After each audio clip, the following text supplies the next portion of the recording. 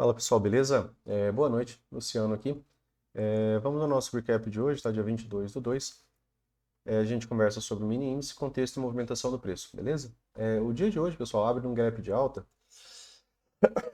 E esse gap de alta, né, ele tem uma peculiaridade, né? Que ele abriu já atingindo muitos alvos. Ele chegou a flipar, né, aquela região de gap aberto.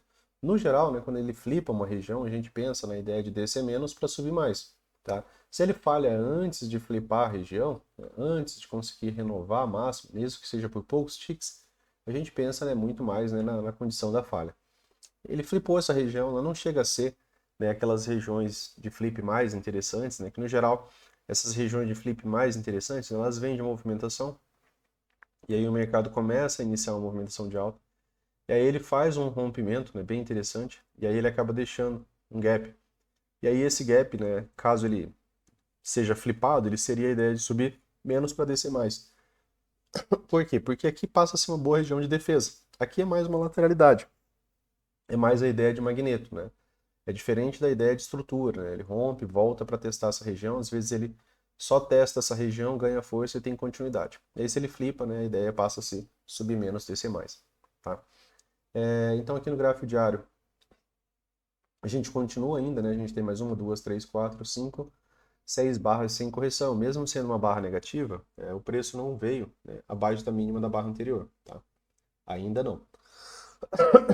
Então, ainda não temos correção. Mas, né, a gente tem que dar uma olhada no ciclo do tempo maior para a gente ver como é que está isso daqui. E aí a gente vem aqui para o M60. Deixa eu só dar continuidade nessa região desse gap aqui. 60 minutos, pessoal. Nos 60 minutos, o que a gente tinha aqui, né? A princípio, a gente tinha o mercado em um micro canal de alta, correto? Então, aqui eu tinha um micro canal de alta no fechamento do dia.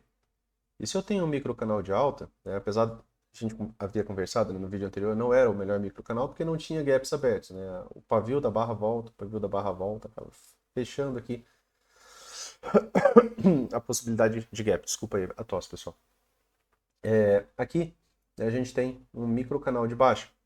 E aí a gente fala que a única coisa que reinicia um ciclo, né, que reinicia o ciclo, vem da ideia de dar início a um novo ciclo, né, porque o Brooks trabalha, né, que os mercados trabalham em ciclo infinito. Então ele sempre está ou no modo rompimento, ou no modo canal, ou em lateralidade. Então o mercado ele sempre está em um desses ciclos. Às vezes ele inicia o modo rompimento na direção oposta, tá? Mas ele sempre está em um desses ciclos. Então por isso que ele trabalha a ideia de reinício, né? Então aqui, né, para reiniciar esse ciclo de alta, precisaria de um ciclo igualmente forte. E tivemos, né? Tivemos aqui, ó, uma, duas, três, quatro barras, sem nenhum tipo, né, de correção. Então essa daqui acabou sendo a H1. H1 contra um microcanal. O mercado tenta retomar a movimentação, acaba não tendo força para retomar na H1. A H1 seria a pior tentativa de retomada, né? A gente fala que ela é a que mais falha. Então seria a entrada menos usual para quem está buscando, né, compras imediatas. Agora, né, na próxima renovação de máxima que o mercado consiga, será uma H2. Né, como ainda é tendência, né, a H2 até pode, né, tentar retomar. Porém, o ciclo muda. Né? Enquanto aqui a ideia era que a gente podia ter até três barras de baixa, né, e retomada, né, dessa movimentação de alta, saindo, né, de um micro canal para um canal estreito de alta, agora a gente tem um canal estreito de baixa, né, e aí a gente. Desculpa, pessoal. Aí a gente tem a movimentação do preço aqui vindo, né, para uma movimentação no pensamento de um canal estreito de baixa. Tudo bem, ele não tem estrutura ainda, essa estrutura é uma estrutura completamente compradora, tá? É uma estrutura de alta, eu tenho topos e fundos, né, cada vez mais altos, então o mercado ainda pode retomar por conta da estrutura. Mas aí ele vai precisar demonstrar, né, algum tipo de ímpeto comprador aqui pra gente, tá? Ele até demonstrou nos 5 minutos, né? A gente já chega lá. Dia de hoje, né, pessoal? Foi uma movimentação que deu muitos alvos, tá? A gente até conversou sobre isso aqui de manhã, né? Não dava para comprar, por quê? Porque o mercado a princípio tinha atingido muitas possibilidades de alvo ao mesmo tempo.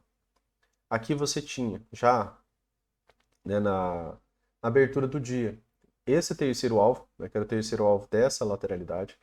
Ele chegou a dar o segundo alvo dessa lateralidade e ainda assim deu o primeiro alvo dessa movimentação macro aqui. Essa daqui eu acabei visualizando depois, mas durante, né, o gap de abertura, a gente já tinha acionado esses dois alvos aqui. É, E aí, né, eu até fiz essa venda, mas saí com 300 pontos aqui. E depois, né, acabei não operando tanto, né, na ponta vendedora. Na verdade, demorei a operar, né, fui vender aqui somente, né. Por quê? Porque, na verdade, eu estava buscando algumas razões para compra, visto que, né, o Brooks trabalha aqui. Se eu tenho aqui um microcanal e essa movimentação é uma L1, e esse aqui é o meu tempo macro, no meu tempo macro eu estava no modo sempre comprado, tá? Então eu tinha tempos duelando no dia de hoje. Eu tenho o mercado, né, vindo de um ciclo forte de alta, e aí eu tenho uma L1 que no geral, né, nos leva a uma continuidade, tá? Mas lá no 15 minutos o mercado acabou inicializando o dia, né, numa movimentação de microcanal de baixa, tá? Então se a gente olha aqui no 15, ó, apesar do gap de alta, a gente acabou, né, tendo o mercado desenvolvendo aqui um microcanal de alta. E aqui sendo uma H1, tá? A primeira tentativa de retomada, né, e aí acaba não tendo boa continuidade, né? Aqui não chegou, né, a renovar. Então aqui eu tenho uma H1. Seria a pior tentativa de retomada para essa movimentação. E aí o mercado ficou realmente uma bagunça, porque lá no 5 eu também tive microcanal de baixa, até mais cedo, tá? Só que, como a gente falou, a gente tinha tempos duelando. E no geral, o Brooks fala que os tempos maiores, eles são mais importantes, tá? E o tempo maior, no geral, ele acaba ganhando essa briga de força, tá? Hoje ele não ganhou. Mas, na maior parte das vezes, quando a gente tem um ciclo forte em tempo maior, como o M60, às vezes o M15, esse tempo aqui, né, a gente já cansou de ver ele ganhar, né, de simples ciclos, né, dos 5 minutos. Às vezes você tem microcanais no 5, só que aqui, né, no 15 minutos ainda é um canal de alta, ou um canal estreito de alta, e aí a movimentação acaba sendo retomada, né, para o tempo maior. Para chegar no tempo, né, maior, ele precisa continuar a movimentação no tempo menor, até que aqui também se torne, né, a mesma coisa. Então aqui, né, microcanal, né? A princípio a ideia, né, de vender era uma venda de retorno às médias. Porém, o mercado também, né, podia, pelo gap de alta, pela falha de wedge, né, que é aqui na abertura, fica a premissa de duas pernas de alta. Então, o que que o mercado, né, a princípio podia, né, ter conseguido fazer? Podia ter conseguido, né, o topo duplo, tá? Ele conseguiu fechar esse gap, né, pessoal?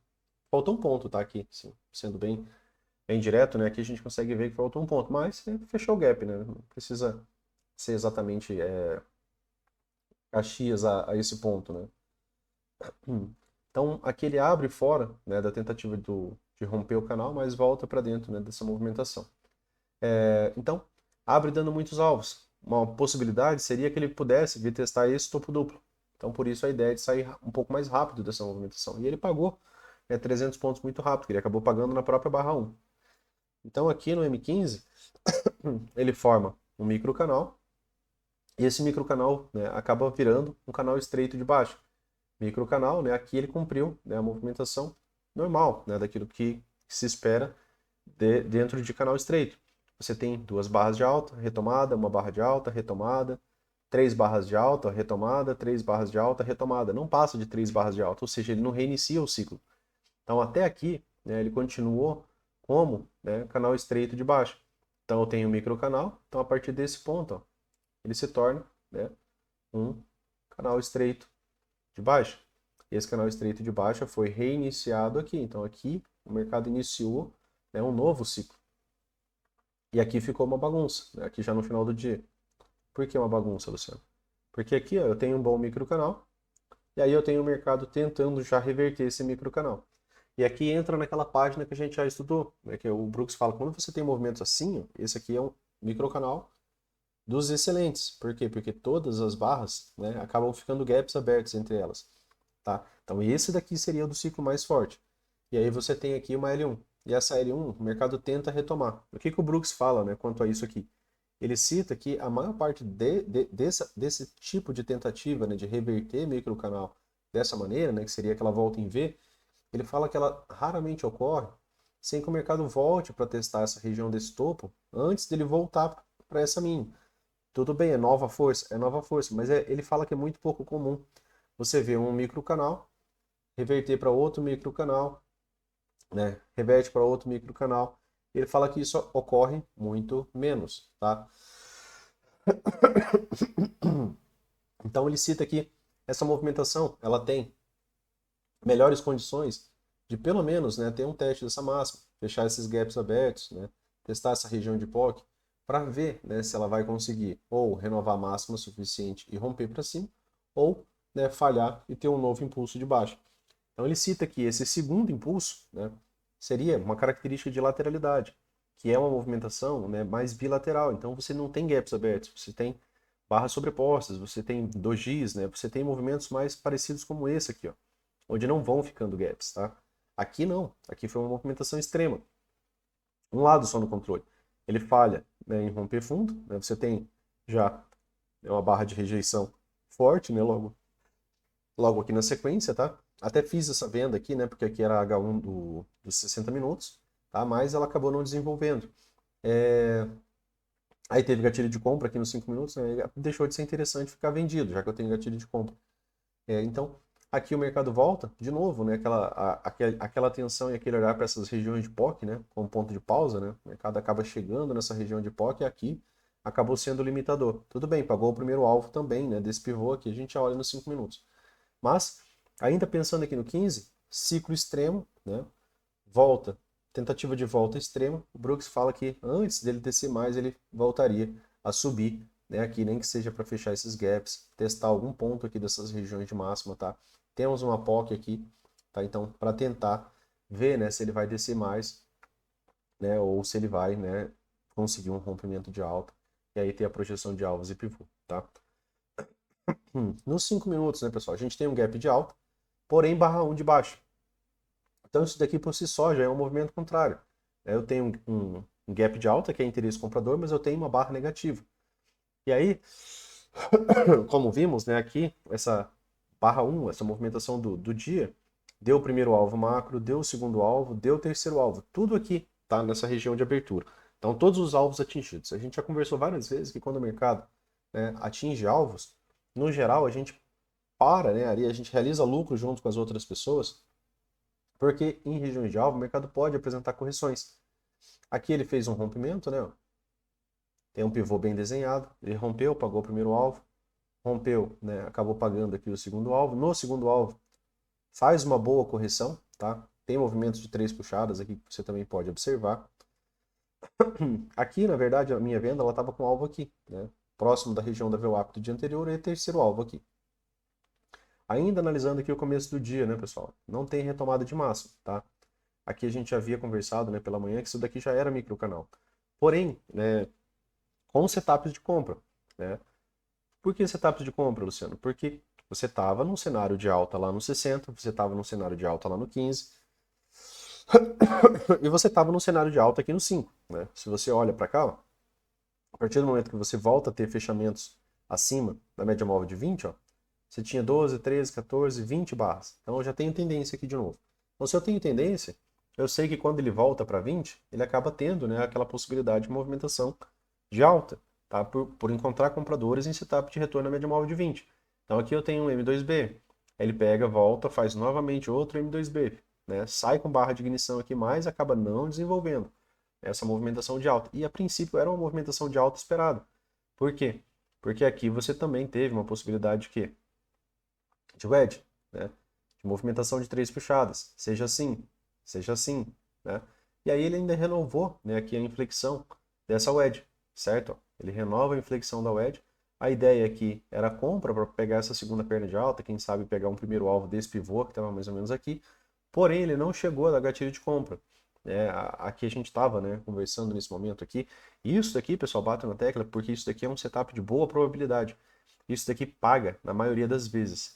É um bom setup, né? Que é quando você tem a wedge, e essa wedge renova a inflexão e você participa da perna 2. E às vezes essa perna 2 gera até uma tendência, tá? Até por isso que eu falei dessa ideia do primeiro alvo. Porém, a gente não teve gatilho. Aqui, para essa barra aqui ter melhor continuidade e ter gatilho, né, faltou a fechar acima da 9. Aqui faltaram ser barras de tendência, né? Então não tivemos gatilhos aqui. E aí, ao contrário disso, veio uma forte barra de ignição vendedora, junto, né, com o gap de média, que era o último setup de compra que havia. Então, depois do gap de média, né, já não tinha mais como, né, a gente está pensando em setups de compra. Porque os setups de compra que havia aqui nos 5 minutos eram de retorno a 20, M2B, 2HM, né? Acaba tendo de novo na segunda movimentação. Depois disso ele vem para o gap de média, que era o último setup de compra. Esse último setup de compra também não desenvolveu, tá? E aí o mercado vem, né, cavando um pouco mais essa movimentação. E aí, como a gente viu, ele pagou, né, o segundo alvo desse pivô aqui, tá? Aqui, né, essa venda aqui, foi por essa possibilidade de falha de H1, lá dos 60 minutos. Essa venda aqui, né, para buscar essa possibilidade de alvo, né, que acabou não pagando, foi, né, na tentativa da região da VWAP do dia anterior e terceiro alvo. Porém, né, 200, a gente já conversou também, muitas vezes os primeiros testes no 200, né, o mercado reage. E aí ele reagiu, né, deixou uma barra interna, uma inside, uma boa barra de frustração, né, para uma tentativa de rompimento do fundo duplo.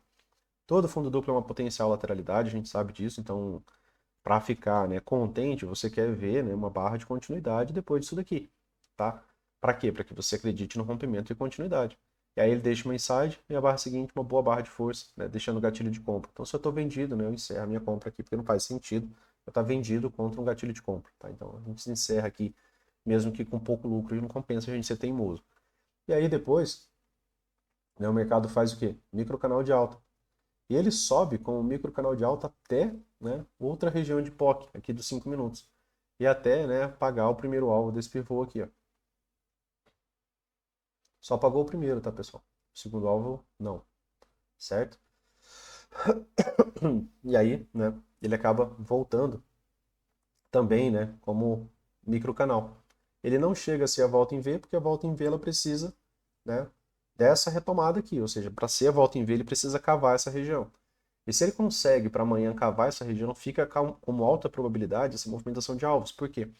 Porque a volta forte, né, a volta de igual ou maior pressão, né, de uma movimentação extrema, né, ela leva à ideia de continuidade.